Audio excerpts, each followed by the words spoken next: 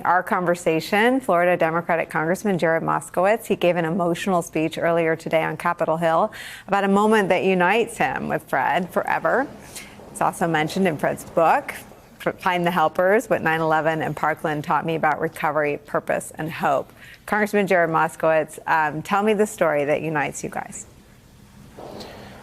Well, thanks, Nicole. On February 14th, as I was traveling home because I was on the floor of the State House when the shooting happened at my high school.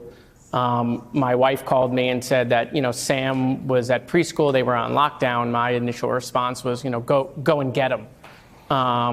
And I would later find out, obviously, that 17 people didn't make it out of the building, most of them children. And Sam was in a writing class because, he's 4 years old and we were trying to teach him how to write his name. And that class was taught by Jen Guttenberg, who worked with kids who, struggled with their fingers trying to write their name. And when they went into lockdown, Jen put Sam in a closet, which is, the protocol that kids have to deal with now when there's an alert. And so while she was with my son at a preschool around the corner from Douglas, her daughter was killed.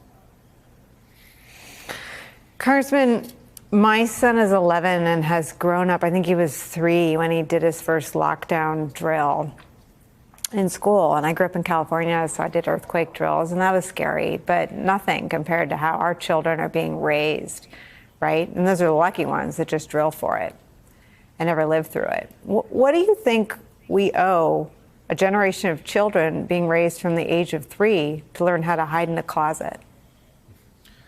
Well, it's funny, Nicole, Sam doesn't know that story. He doesn't remember it. He doesn't know why he was in a closet. In fact, he still doesn't really understand, why he goes in a closet when they do their practice drills. But the truth is that, he was 4 when that happened. 5 years later, next week from the shooting, he's 9. All the kids that didn't make it out of the building they're teenagers forever.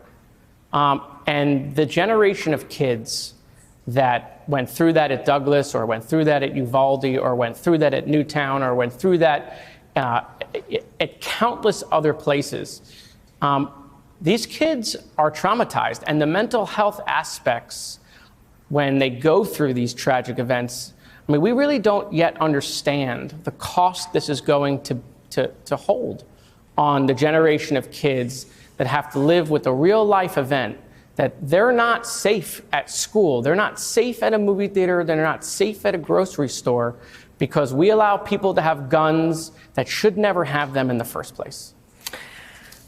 I loved that the president talked about what social media companies are doing to our kids. I wish we could have a conversation about raising the first generation of active shooter drill kids is doing to our kids. It's actually normalized the idea that they should expect gun violence.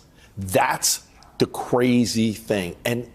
Which is so sick. It's so sick. And it's because a generation of politicians, many of whom are still in office, and again, I go back to Kevin sitting behind the president, have allowed it to get to this place. We are now raising a generation of kids who are growing up thinking, I have to expect gun violence, so I have to be prepared. And certain states that have gone too far, of course, like Texas, are now preparing parents even further by sending home DNA test kits instead of dealing with gun violence. Are you optimistic that more can be done? You always give President Biden his due for signing into law the most significant piece of legislation in 30 years, but we clearly need more. Are you confident we'll do more? We must on a national level because, unfortunately, people talk about borders and the border crisis. Yeah. For me, the true border crisis is right here in America between the states. The red states that have permissive gun laws and blue states that are trying to do something about it. I live in a red state that is trying to make it more likely that gun violence will happen. They're actually actively having hearings now to pass deadly legislation. And so it must happen on a national level. And am I hopeful? Hell yeah.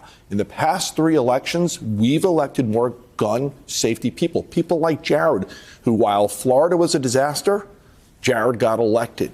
And in the next election, you know what? We'll take back the House, we'll hold the Senate, and we will keep the presidency, and we can pass legislation. It's so nice to have you here. You're coming back with the book, right? I will be back with the book in May. Okay, it's so nice. Thank you for being here. Thank you, Nicolle. Thank you so much. Thank you so much. Thank Thank you, you. Congressman. You're welcome to join us at the table, too, anytime. Thank you both for spending time with us. Thanks, Nicolle. Quick break for us. We'll be right back.